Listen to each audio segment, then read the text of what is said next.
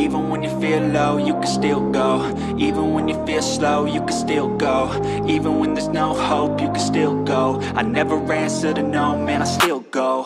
Go, go, go, go, go, go, go, go.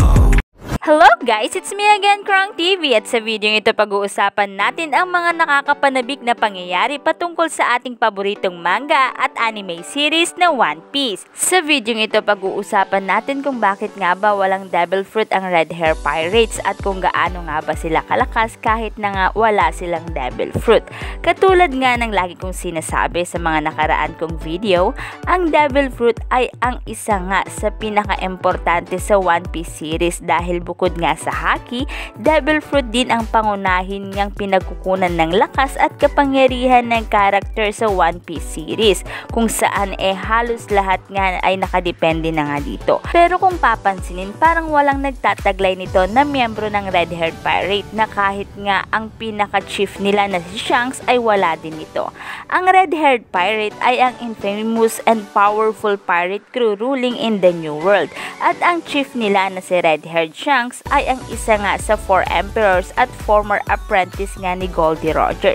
Sa katunayan nga niyan, ang Red Hair Pirates nga ay ang first crew to appear sa manga series, at sa anime naman, kung hindi ako nagkakamali, ay sila nga ay ang pangalawang nag-appear dito. Ang exact strength ng crew as a whole ay still unknown pa rin. Pero dahil sa ang chief nila ay isa nga sa 4 emperor, sila ay kinikilala na isa nga sa 4 strongest pirate crew in the world. At ayon pa nga kay Brand New, ang Red Hair Pirates ay ang most balanced and impregnable as a group, showing a little weakness at all. Kilala rin natin sila sa pagkakaroon ng high average bounty. At alam nyo ba na 13 years ago, they were strong enough para i-raid nga ang world government chief at matalo nga ang powerful CP9 agent, and is still a highly prized treasure that even the world government feared. Alam naman natin na lahat ng crew ng Yonko ay talagang malalakas dahil ito nga ay ang parang isa sa pinaka-requirement upang maging isang Yonko. Dahil kung hindi nga malakas ang crew nito, malaki ang tsansa na hindi magiging Yonko. Dahil kapag ikaw ay isang Yonko, dapat kaya mong ipagtanggol ang nasasakupan mo. Kung mahina ang crew mo, magagawa mo bang ipagtanggol ang nasasakupan mo? Kung sakaling ito ay sakupin ng iba. Dito pa lang ay hindi na nga natin maitatanggi na talagang malakas ang Red Haired Pirates, na kahit ang Navy ay kinumpirma na nga na ang Red Haired Pirates ay ang most balanced pirate crew in the Yonko, at ang each bounty ng member nito ay mayroong bounty na higher than the average, kung saan ang chief nito na si Shanks ay nagtataglay lang naman ng 4,048,900,000 berries, habang ang officers naman nito na si Ben Beckman, Lucky Roo, Yasop are all noted to be big names themselves.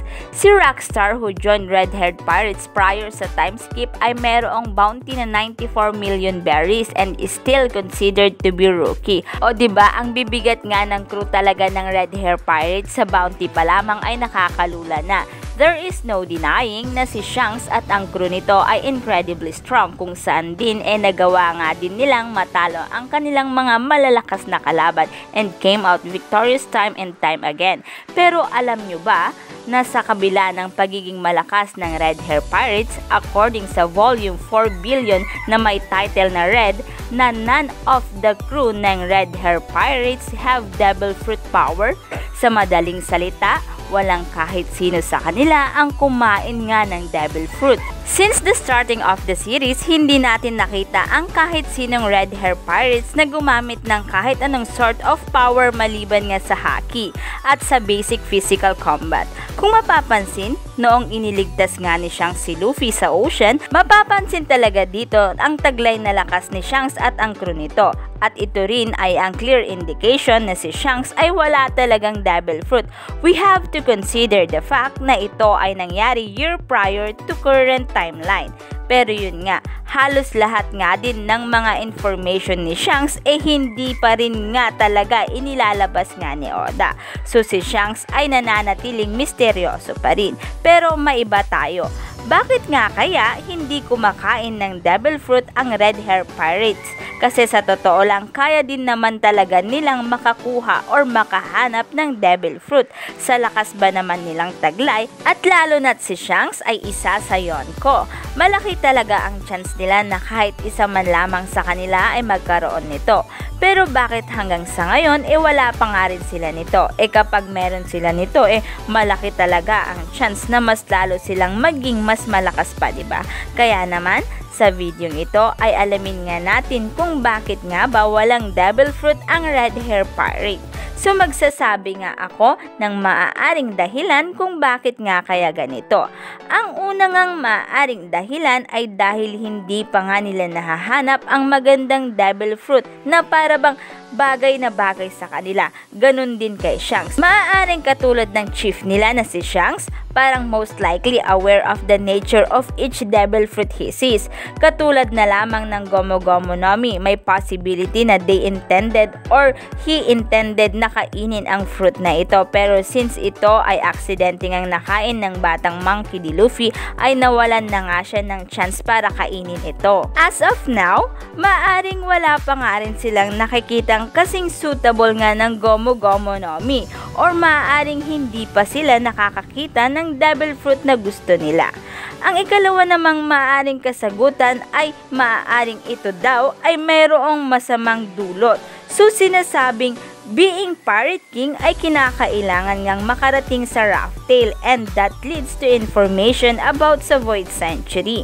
Ngayon, marami ngang tao ang nag-speculate na ang devil fruit were created by ancient people or mula nga sa Void Century by either side. So, maaring since Roger knows about the Void Century, alam niya na ang true nature ng devil fruits, at maaring kaya maging si Roger ay walang devil fruit ay dahil maaring alam niya na eating devil fruit is bad. At ang information naman na ito ay nalaman din nga ni Shanks since siya ay dating member ng Roger Pirates. At isa pa sa chapter 1 sa Romance Down flashback, we see na si Shanks ay dala nga ang Gomu Gomu no Mi. Hindi ba kayo nagtataka? Bakit hindi man lamang niya ito ibinigay kahit isa man lamang sa kanyang crew members? I mean, wala nga sa kanila ang merong devil fruit, pero bakit wala man lamang nagtangkang kainin ito? Dahil dito, maaring alam talaga nila na mayroong masamang dulot ang pagkain ng devil fruit. Ang ikatlo namang dahilan ay maaring kaya ayaw nga nilang kumain ng devil fruit ay dahil nga sa side effect nito. Alam natin na ang devil fruit ay known for permanently granting their eaters superhuman power, and as a whole, ang devil fruit encompass hundreds of different powers. Pero meron nga itong kapalit, at ito ay ang kawalan nga ng kakayahang lumangoy. Parang ito nga yung kahinaan nga ng devil fruit user. At kung mapapansin, yung sinabi ni Shanks noong kinain nga ng batang Luffy ang devil fruit, you can't handle being a pirate. Not being able to swim is a pirate's greatest weakness. So maaring ito nga ang dahilan kung bakit ayaw ni Shanks na kumain ng devil fruits, dahil magkakaroon nga siya ng weakness. At ito din ang dahilan ng crew kung bakit nga di sila kumakain ng devil fruit. At maaring ito ang isa sa dahilan kung bakit sila malakas ngayon ang hindi paggamit ng devil fruit power.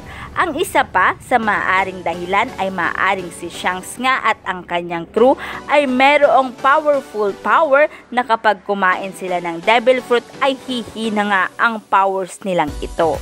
So yan nga guys, ang taglay na lakas ng Red Hair Pirates at ang maaaring dahilan kung bakit nga sila hindi kumakain or hindi gumagamit ng devil fruit power.